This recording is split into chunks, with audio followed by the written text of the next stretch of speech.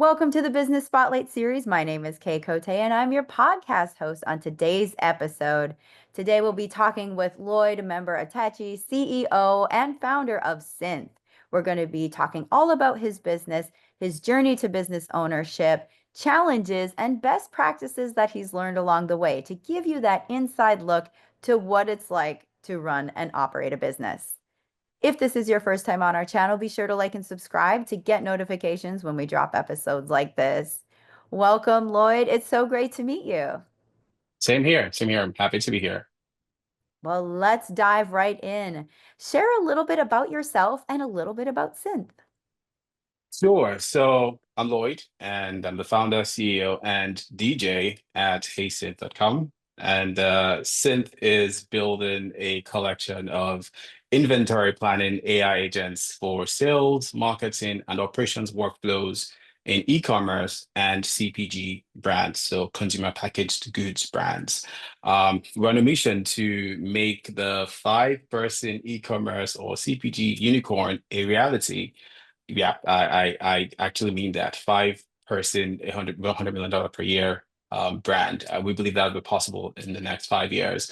And we're looking at CEO, COO, CMO, Chief Agent Officer, as well as the head of community as a five team that will manage a $100 million brand. So that's our North Star, and that's what we're working towards. Oh, well, that is incredible. Well, thanks for sharing a little bit about that. And what stage of the journey are you at right now?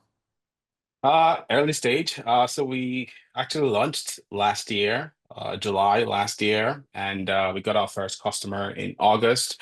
And since then, we've been getting customers month on month. So we're still super early, but we are aggressively moving fast and improving our technology, improving our products to, acquire more customers that struggle with the problems we're solving. Okay, so are you kind of are you doing any seed funding right now, or kind of where are you at on the journey of, or are you like solely bootstrapping? How does that look? Still more pre-feed. So right now even though we've been bootstrapping all along, we've now reached a point where we can confidently go raise a pre-seed round because we have traction, we have users, we have data points and different values they're getting from the product. So we're in a good place to go raise a pre-seed round. Okay, that is wonderful. So I want to know your why behind becoming a business owner and why synth. That's a great question. So I grew up in a very entrepreneurial household. From my father, my mother, they all ran their businesses, and so it was normal to me to want to be an entrepreneur. And so, as early as I can remember, back in college, I was already starting different things from DJing, which I do as a hobby right now. But back then, I started DJing. I was making money from that. I moved to trying to organize events where I'll bring folks to come, like vendors to come sell on campus, and I would have a commission and on every sale they bring while I DJ as well. So I was making money from all of these avenues, and went out of college and decided to start my first company, which was supposed to be like a DJ booking platform. But at the time, I didn't know much about VC funding, and so I figured out, hey, let me try to build websites on the side to make enough money to build my dream. And I started doing that, got quite a number of customers, and we decided that, you know what, maybe we shouldn't build that idea anymore, the DJ idea anymore. Ran that business for a few years. I had a co-founder at the time, but we just had different views on the future of the company. So we went our separate ways. I left that to start another company.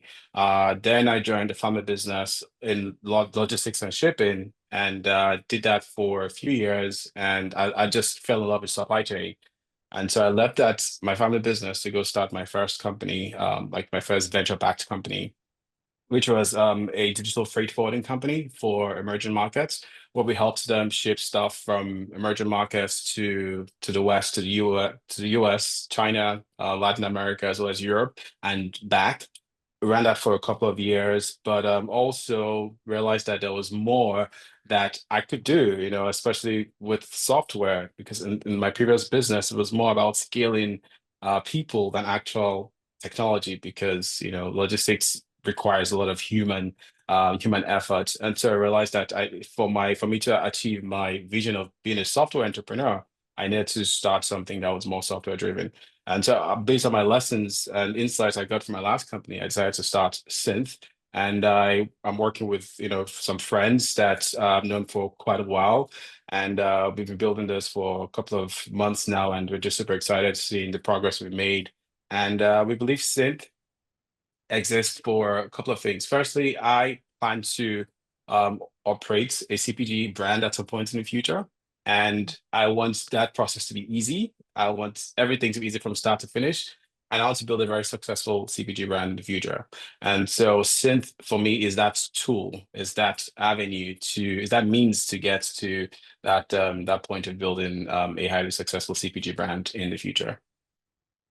Oh wow. I really love the DJ component, and then you kind of found your path to what you're building now. And that is like such a golden nugget of this conversation, because that's where, a lot of times when entrepreneurs get fixed on an idea, but they're not open to seeing maybe this isn't working. Yeah. And it sounds like you had that, recollection, or you knew and you were like, okay, I need to pivot here.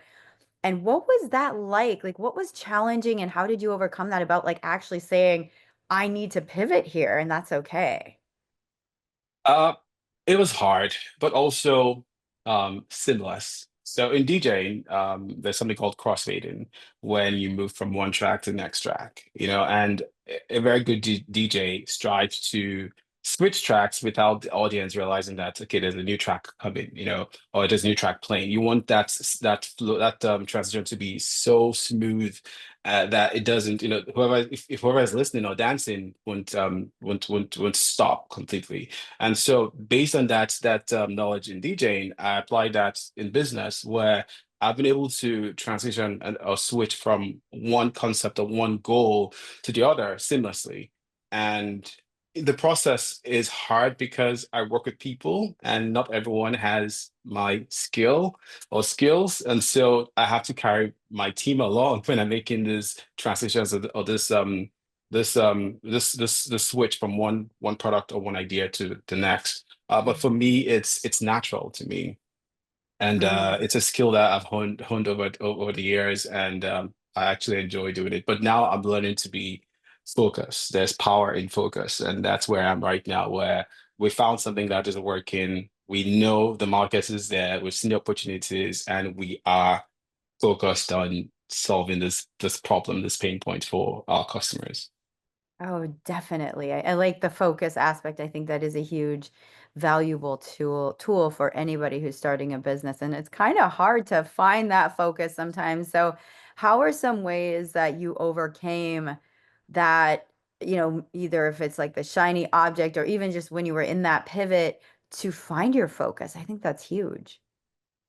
Yeah, it is. I struggled with that for a while, and three things happened. One is I have a really, really um, a wonderful partner, and so we've been together for 10 plus years now, and just having someone that knows your strengths and knows your weaknesses and can call it out very quickly to say, hey, I think this is great, but you're doing that thing again. You're trying to transition to something else when you haven't really finished this one. So maybe finish this, give it your all before you move to the next thing. And so that has helped me a lot. Prior to that, I was just moving, very quickly.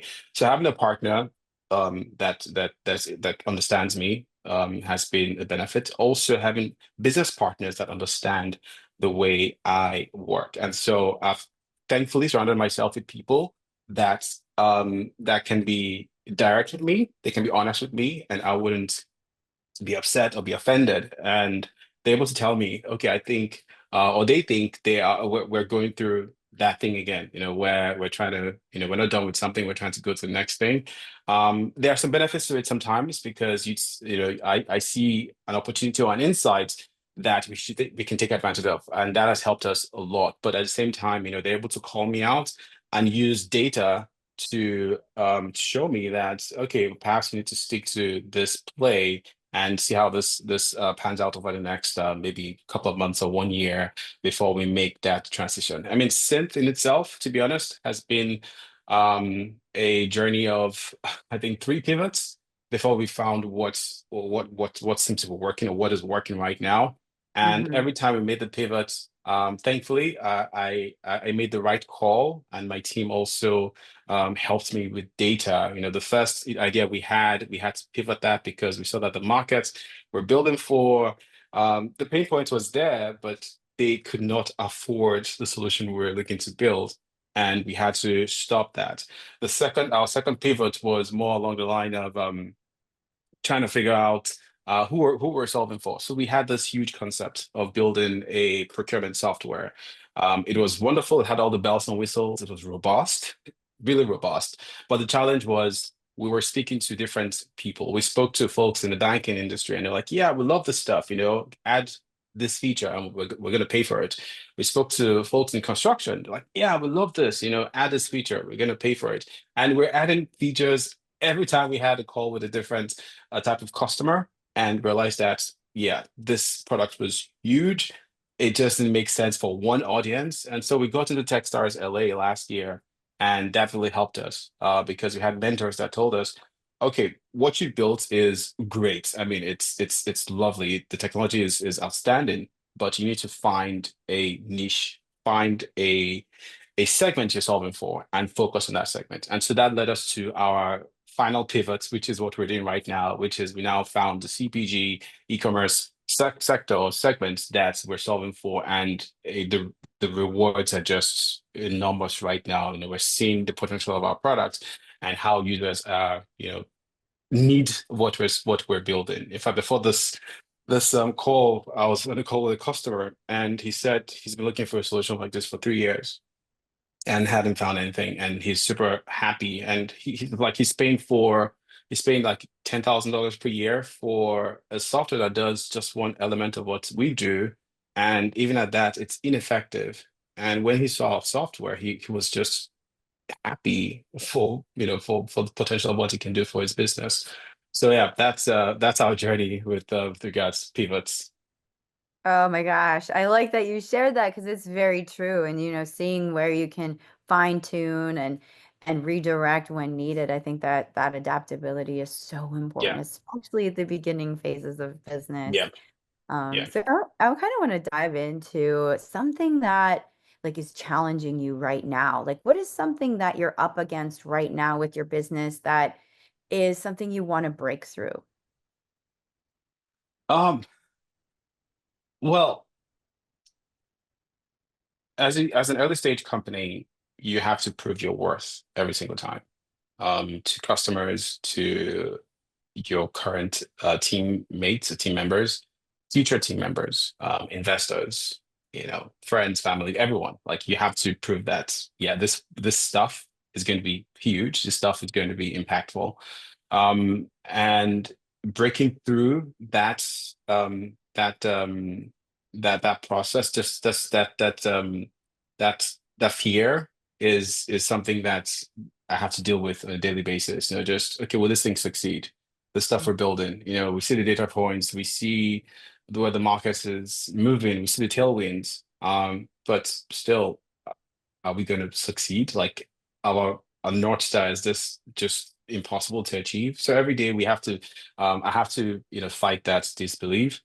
So it's one is mental, of course, just trying to, you know, center myself and fight that doubt, you know, self-doubt that comes with running a business. But secondly is also, you know, getting customers, because customers would, even though they see the solution, they also want to use something that their friend knows about or their friend has used, you know, and synth hasn't been in the market for that long, you know, and so we're having to go through that process of convincing customers that, hey, we know we've not been in the market for 1 year or 2 years, but you can trust us. You can trust our technology. You can trust that, you know, we're going to support your business. So I think those are like the core things. Getting new customers that just are able to break through that doubt of being a new business, and just trusting us and trusting that we're going to provide a solution that would help their business is something that I deal with on a daily basis, not just with my team as well. Obviously, even engineering talents, I have an amazing engineering partner, my head of engineering. He is phenomenal, but there's only so much he can do. And every week, every day, there's something new happening in the AI world, and there's only so much we can do with a small team with also limited resources. So trying to attract the right talent, when you pitch them and they're like, well, this is what we're building, we can't pay you what you desire because we just can't afford to pay you that. But this is where we're going with this business, and we want you to join us on our journey. So just trying to convince potential employees, but also customers to trust us that we will deliver on our promises is something that we deal with every day. Oh, definitely. I can completely relate. And so, thank you for sharing that as you're growing and seeing where things can, you get through those pain points. The biggest one is, like, yeah, those self-limiting beliefs or those, Yeah. the doubts and the things. So, I'm glad to hear you're working towards solutions with that. And looking at the future, what do you want to do, say, in the next 3 years? Um, no, this is my favorite part. One of my favorite pastime is just thinking about the future, thinking about what the world will look like in 3, 5 years, and what can I do today to be ready for that future, either to take advantage of it or to create something meaningful, as well as capture the value that I'm creating for that future. And the one thing that we see is, AI it's here, even though it's not quite mainstream yet, but without a doubt, AI is going to transform the way we work, the way we live, and I see that in the future, um, we're going to depend on AI agents to execute things for us, especially in the business world. And Mhm. for us, we believe that, or synth, we believe that we have what we call our workforce IQ. It's think of it as the App Store, like your Apple App Store, and we have agents that we've built, AI agents that we've built. We call them AI teammates. By the way, think of them as apps. In the next 3 to 5 years, we want to have over 10,000 agents serving thousands of businesses in North America, Europe, Southeast Asia.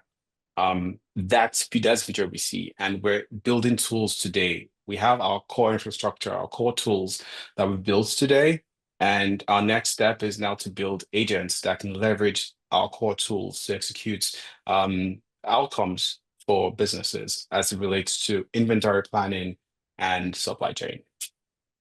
I love Yeah. that. It sounds like you're on the track to make this happen. I'm so excited to see your journey. This has been a great conversation.